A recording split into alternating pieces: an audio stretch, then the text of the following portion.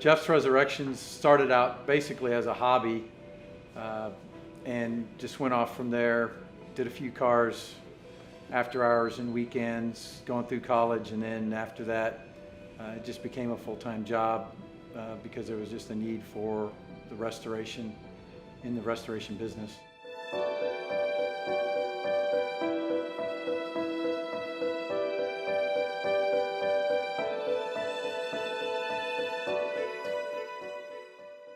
I'm Jeff Snyder, the owner and founder of Jeff's Resurrections. We've been in business for 30 years in Taylor, Texas.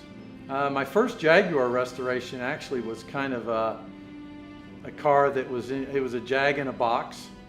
A local judge owned the car. He had acquired it from his cousin who had bought the car new in Temple, Texas, which is 30 miles up the road. And he had taken it to a friend of mine to have it mechanically rebuilt. And next thing you know, restoration creep happened and the car was in a million pieces.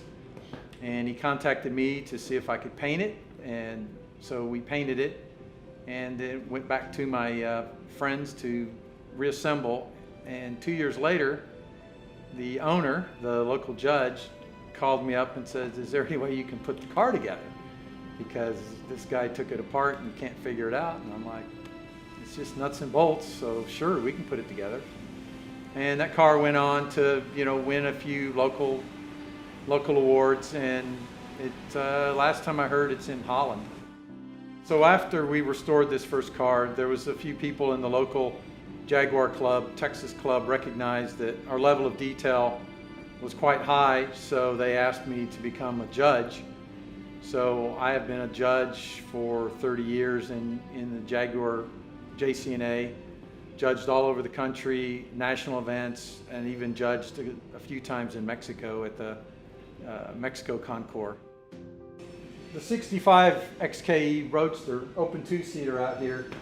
I first saw this car in 2004. A client of mine from the East Coast called me up and said, "Hey, I've just found out about this open two-seater in San Antonio. How close are you to San Antonio? Is there any way you could go down and take a look at it and put some eyes on it?" So I agreed, drove down to San Antonio. It was at just kind of a general repair shop that worked on European cars, and took a look at it. It was in original condition, totally original, upholstery, paint. It was quite a find. And it had been previously owned for 35 years by an individual who was the second owner in San Antonio, and he had recently passed away, and I believe the family wanted to sell the car. And when I took a look at it, the car was covered in whiskey dents from front to back, mostly down the sides. And in 2004, paintless dent repair was just becoming something that there was talent to be able to do it. And there wasn't anyone in 2004 in this area that I knew that I felt totally comfortable with to give a 40-year-old original paint car. So at that point, the individual I was looking at the car for passed on the car because he wanted to make sure it was an original paint and original upholstery. And he said he just couldn't live with a car that had a bunch of door dings.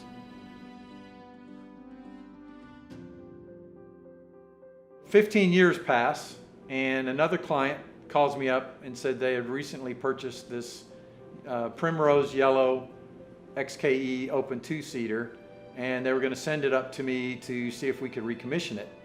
So when the car arrived, I knew it was the exact car because there is a very unique placement of the radio aerial.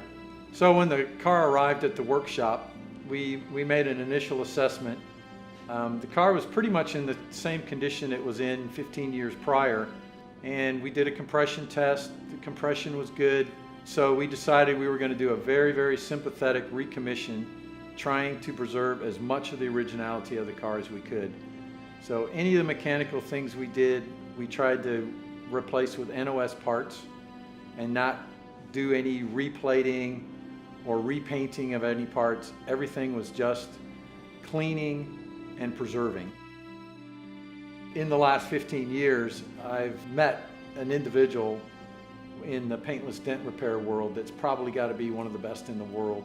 He literally has traveled the world doing following hail and paintless dent, and he spent many hours pushing dents on the car, and you know, the work speaks for itself. He did a beautiful job. So at some point in its history, before we saw the car the first time in 2004, it looks like maybe the door check strap had either broken or door got away from one of the first two owners, and it put a small crease in the cowl on the driver's side. That's the only paint repair that's actually been done on the car. We've actually run around the car with a meter, and there's not anywhere on the car that's more than about 9 mils. So, and in my experience on an original XKE, the finish is typically somewhere between 6 mils and 9 mils. You know, they were hand sprayed. So we couldn't find any indication that there'd been any paint work done on the car anywhere. Our sympathetic recommission of this XKE exceeded our expectations. The paint has turned out beautiful. It's nearly unmarked, other than a few little tiny road rash chips here and there that have been touched up. Still has its original soft top. It's all its original glass. I had a chance to drive it this morning in start and stop traffic. It doesn't overheat. The gearbox shifts beautifully. It runs through the gears beautifully. It's got a great sounding exhaust. There's no shake in the wheel. It's just a wonderful example to drive, and it would also be a great example in a preservation class type event, because you just don't find them this nice anymore. There's just so few 50-year-old cars that have been preserved.